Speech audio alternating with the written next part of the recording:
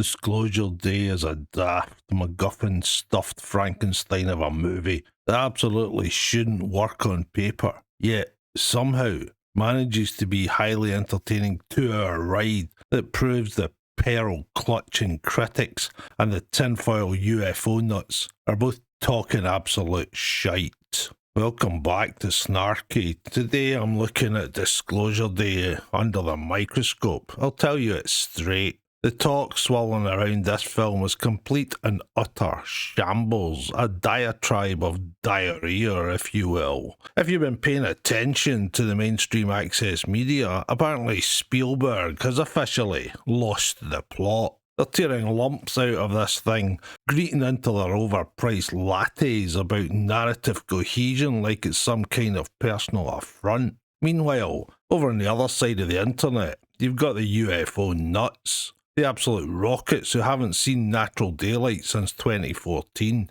They're currently insisting that this Hollywood popcorn flick is actually a leaked documentary exposing the deep state. Aye, right. I've also got a bridge to sell you. Here's the brutally honest truth, and unfortunately I've got to include my adopted son, the critical drinker, in this. They're all havering, every last one of them. The film is nowhere near as catastrophic as the internet is making it out to be, and it's nowhere near the cosmic revelation the tinfoil brigade is screaming about either. So, grab a drink of your choice, plant yourself down, and let's strip the nonsense clean out of this overhyped circus. Let's get one thing absolutely straight from the off. Does this film have a tight and logical narrative? No, not even a tiny bit. The whole progression of this story is built on a conga line of McGuffins so long it should have its own postcode. Characters don't actually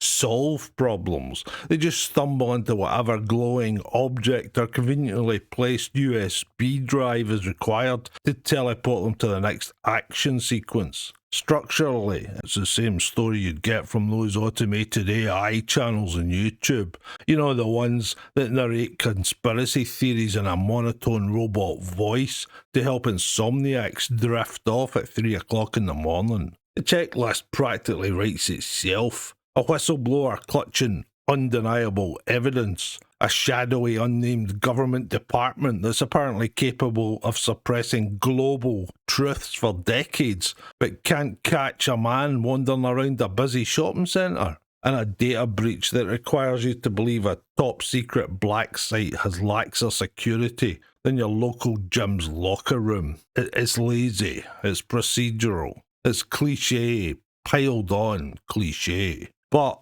this is maybe a wee bit infuriating for me. Spielberg still knows exactly what he's doing. The pacing is so relentless, so deliberately breathless, that you barely clock the plot holes until you're already halfway home on the bus, wondering what just happened to you and how you got there. Was I abducted? The film throws its hands up, abandons any lingering pretense of reality, and leans face first into the glory absurd in the third act. The obligatory car chases are a masterclass in ignoring the laws of physics entirely. Vehicles are surviving head-on collisions that would reduce a real engine block to modern art, while our heroes shake off the whiplash like they've stepped off a mildly aggressive fairground ride. It's completely daft, and I mean that in the most affectionate way possible, because at least it commits. Then Spielberg opens a toy box with both hands and visibility effects that look genuinely spectacular,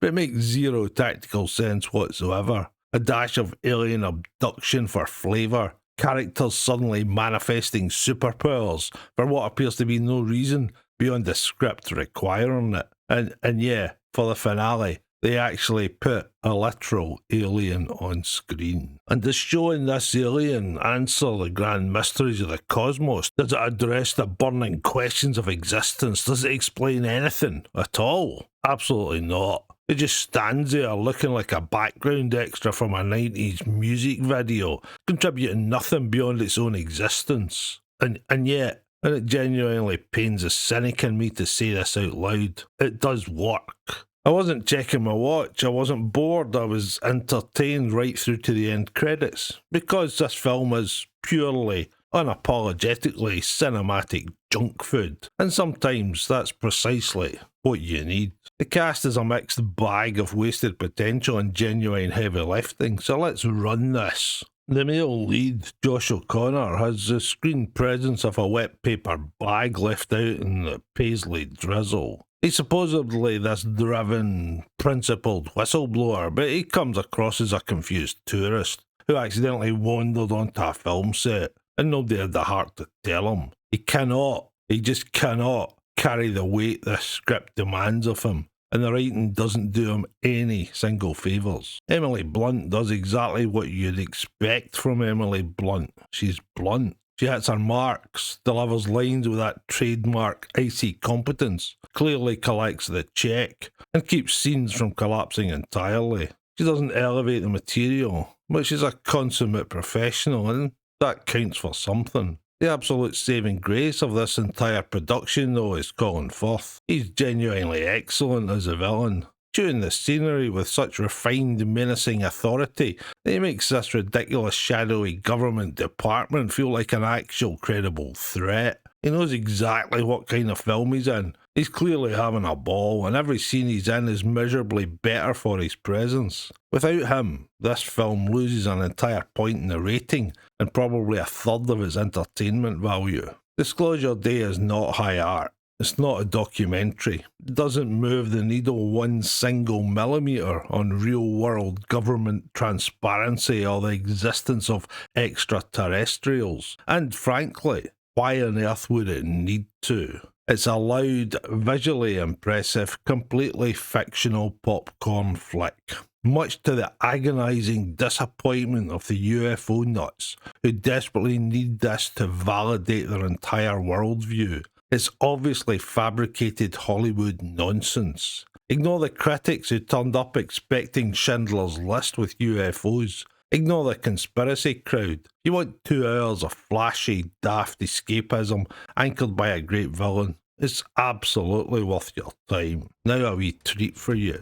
I'm going to expose the slopometer. I've been working behind the scenes on this feverishly. Well, it took me 10 minutes with Gemini, but here it is. 7 out of 10. Solid cinema. Disclosure Day escapes the Slopaganda tier, not through any particular brilliance in writing, but through sheer brute force entertainment value. It's genuinely impressive visual effects, and Colin Firth single-handedly carrying the antagonistic weight of the entire production on his shoulders, while looking like he's thoroughly enjoying every second of it. I'm great.